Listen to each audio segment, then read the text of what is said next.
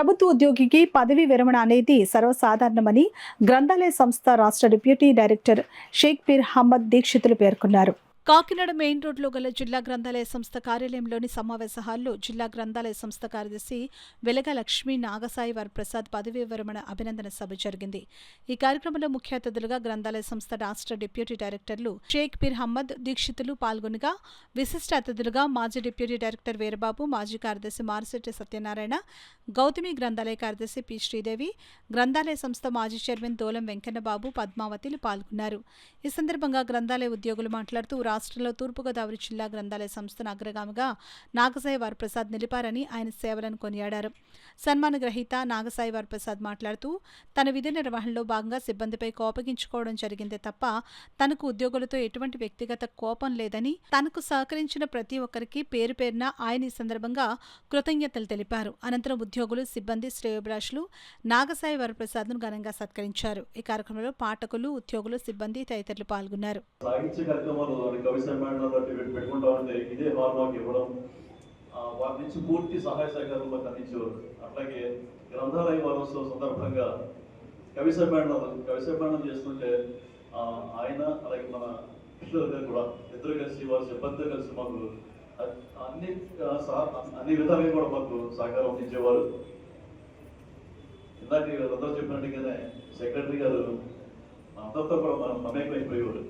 ఆయన చూస్తున్నాడు. నేను చెప్పినట్టుగానే ఆ సీలింగ్ ఫ్యాన్ కింద ఇప్పేసి ఆయన రిపేర్ చేయడం.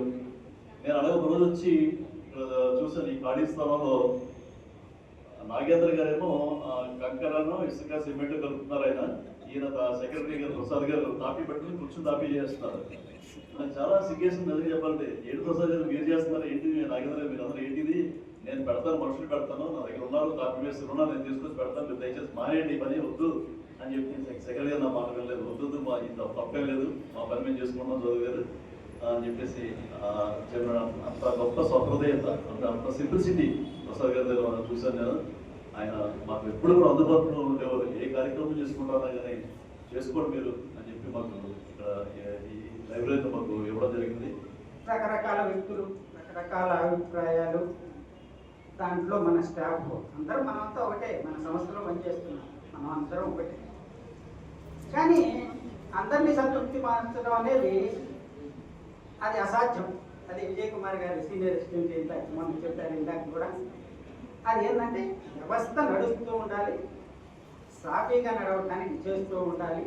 కాకపోతే ఒక ఆఫీసర్ హోదాలో బాధ్యత కాబట్టి ఒక సంస్థను నడిపేటప్పుడు ఈ ఒడిదుడుకులన్నీ చేసుకొని జాగ్రత్తగా ఈ సంస్థను నడపడంలో ఉన్న ఒడిదుడుకులను సాధించి దాంట్లో విజయం సాధించి విజయవంతంగా సర్వీస్ నుంచి రిటైర్ అవుతున్నందుకు ప్రసాద్ గారికి నేను కృతజ్ఞతలు తెలియజేసుకుంటున్నాను. వారి శేష జీవితం ఆనందమయంగా నడవాలని అనుకుంటున్నాను.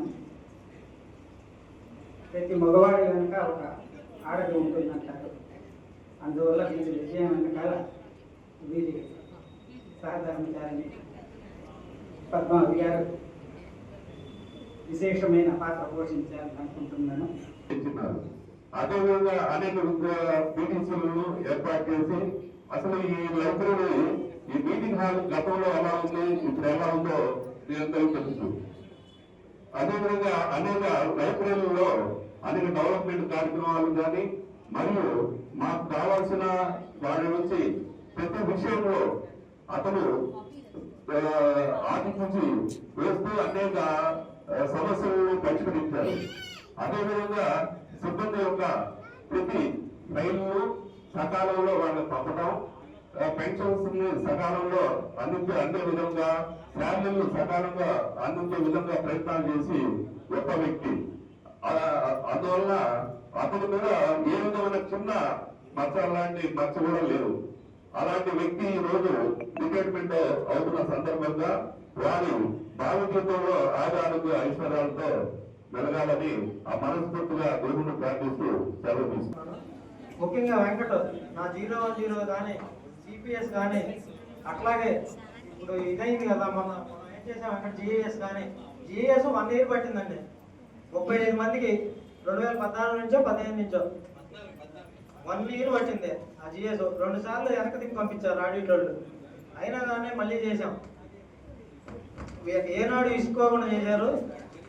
ఈ సందర్భంగా సభాముఖంగా వారి ముగ్గురికి ధన్యవాదాలు తెలియజేసుకున్నాను. ముఖ్యంగా వెంకట్ లేకపోతే ఈ పనులన్నీ అవే కాదు. ఆ క్రెడిట్ 90% అతనికే జరుగుతుంది, 10% నాకు చెందుతుంది. మా ఆఫీస్ స్టాఫ్ కానీ వాళ్ళకి కానీ 90% చెందుతుందని సభాముఖంగా తెలియజేసుకుంటూ, వారు ఇక ముందు కూడా అలాగే చక్కగా పనిచేస్తూ వచ్చిన సెక్రటరీని సహకరించాలని. సెక్రటరీ అంటే ఏం లేదండి, నేను పోతే నా తాడి తలందనే వాడు వస్తాడు. పనులేం ఆగవు, జరుగుతూ ఉంటాయి, దాని గురించి కంగారే లేదు. సంస్థ ముఖ్యం, సంస్థ సరిగా ఉంటే అన్నీ సరిగా ఉంటాయని మనం చేస్తూ